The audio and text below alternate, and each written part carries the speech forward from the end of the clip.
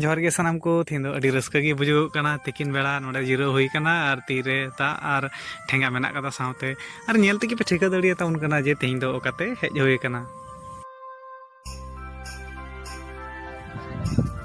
आयमा दिन लहा जखन प्राइमरी स्कूल और हाई स्कूल रे पढ़ा हुई कान थे उन समय गुपी को सेन बड़ा हुई कान थे तारपरे अड़ी आयमा दिन परे गुपी टांडी हेज हुई कना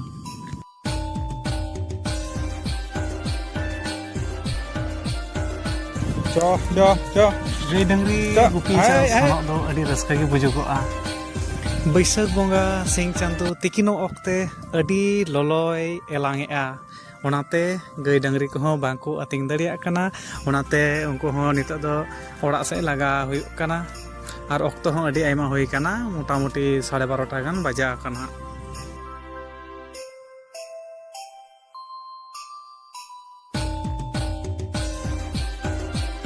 रस्का खबर बाडाय पे तबना जे तिहिं गुपी टांडी सेन काते नय मिटन मेरम एंगा उनी दो मिटन नावा मेरम हपने बसर के तबना पुंडगी और ललो सितुंग कना ओना उमुल रे आदो साइड रे तिंगु काते उनी अरहो होई कना